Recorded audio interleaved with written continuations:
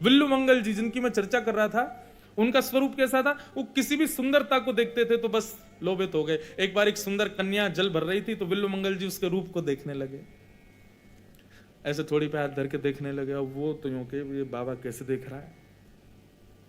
थोड़ी देर बेचारी भरती रही, जल भर के जाने लगी तो विल्लू मंगल जी उसके पीछे पीछे चल दिए। घर पहुंच गए उसके, उसने घर जाके अपने पति को बताया, बोले ये बाबा जी मेरे वहां से पीछे लगा है, ऐसे देख रहा है, मुझे तो बड़ा विचित्र लग रहा है। पति थोड़ा सत्संगी था, पति ने आकर के जब विल्लू मंगल जी को देखा, रूप देखा, उनका वेशभूषा देखी तो वैष्णव थे। बोले अगर ये सच्चा वैष्णव होगा तो ठाकुर जी इसको संभालेंगे, और केवल दुनिया को लुभाने के लिए वैष्णव बना होगा तो इसका पतन हो जाएगा। इसको बुलाओ घर में बुलाया, स्वागत सत्कार जैसे संतों का होता है किया। विल्लू मंगल जी की दृष्टि नहीं हटे, बस उसको ही देख रहे हैं। वो रसोई में चली जाए तो उठ के चले जाए, तुम बाहर बैठो ना, तुमको ही तो देखना है। वो बार बार पति को देखे, पति बोले कुछ मत करो, अगर ये वैष्णव होगा तो ठाकुर जी इसको बचाएंगे। नमे भक्त्या प्रणश्यति, ठाकुर जी कहते हैं मैं अपने भक्त का पतन नहीं होने देता। उसने कहा मुझे भूख लगी है लेकिन सुनो मुझे तुम्हारे हाथ का ही बना पाना है। गई बेचारी बना के लाई, विल्लू मंगल जी ने भोजन किया। भोजन कम करें, देख ज्यादा रहे हैं। भोजन करने के बाद बोले अब तो मैं थक गया, थोड़ा तुम्हारे कक्ष में ही सोना है। पति ने कहा हाँ हाँ जी विराजो आप। लेकर के गए उनको कक्ष में शयन कराने के लिए। कोई और जरूरत तो नहीं महाराज जी, हाँ एक गिलास थोड़ा जल दे दो। पत्नी से कहना वो लाए।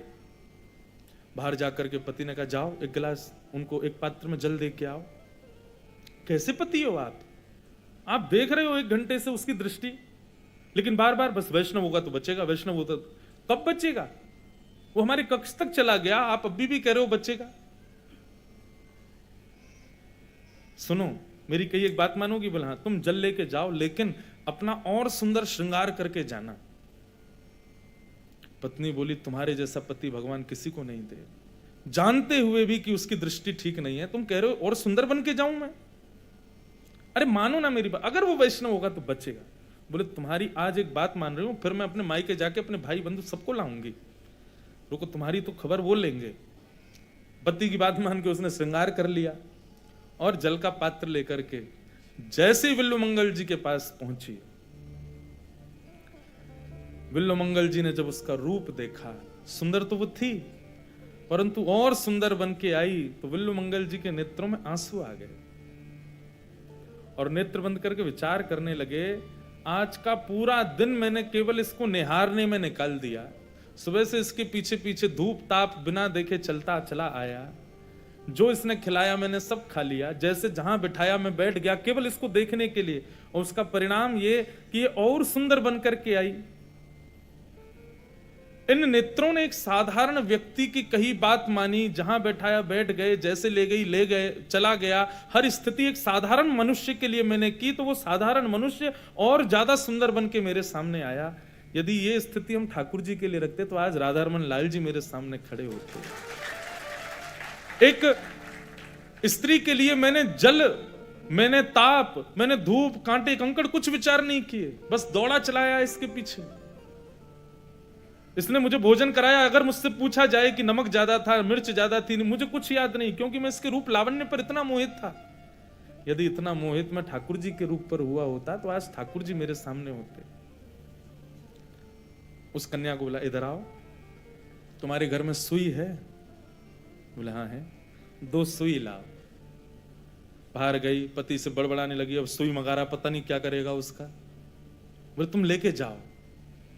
और जैसे ही वो 2 सुई लेकर के गई, सुई लेकर के विल्लू मंगल जी ने अपनी दोनों आंखों को फोड़ दिया और तब उन्होंने एक श्लोक लिखा। मैं अपनी कथा के मंगलाचरण में उस श्लोक को गाया करता हूं। विल्लू मंगल जी का श्लोक है।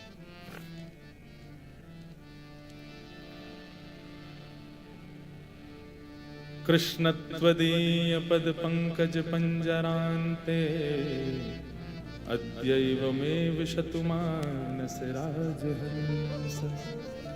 प्राण प्रयाण समय कफवात पित्तये कंठावरोधन विधो स्मरणं कुतस्ते।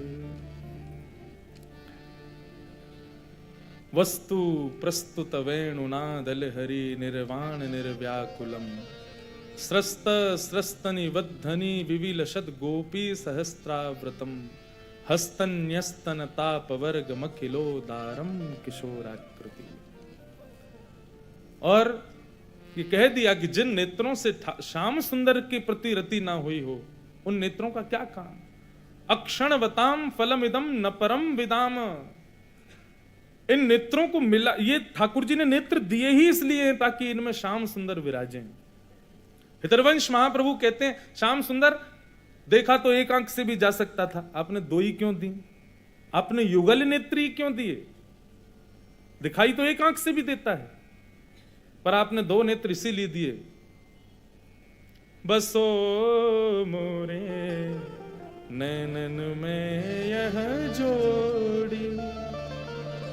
आपने इसीलिए दो नेत्र दिए ताकि एक नेत्र में श्याम सुंदर विराजें और दूसरे नेत्र में हमारी श्यामा जी विराजें, इसीलिए दो नेत्र दिए। नव दुल्हे ब्रजराज सांवरो दुल्हन राधा गोरी हित हरिवंश करीन्यो छावर चिर जियो यह जोड़ी। बसो मोरे नैनन में यह जोड़ी। ठाकुर जी ने दो नेत्र क्यों दिए? ताकि एक में श्री जी विराजें और दूसरे में श्याम सुंदर विराजें। मैं अपनी कथाओं में कहा करता हूं, भैया वृंदावन जाओ, ठाकुर जी के बाम अंग में श्री जी को देखो, निहारो, ढूंढो, तभी मिलेंगी वो।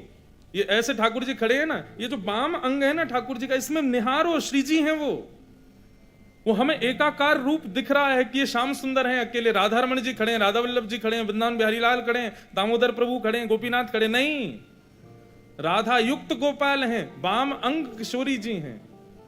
ढूंढो। अब की बार जाओ जब वृंदावन, दास की कही इस भावना से दर्शन करना कि बाम अंग का अलग और दाहिने अंग का अलग, सर से लेकर के पैर के नख तक बाम अंग को देखना और फिर दाहिने अंग को देखना, फिर बाम अंग को देखना, फिर दाहिने अंग को देखना। बार बार निहारने पे आपको अनुभूति होगी कि बाम अंग दाहिने अंग से कुछ गौर है, थोड़ा गौरव है, और वही श्री जी है।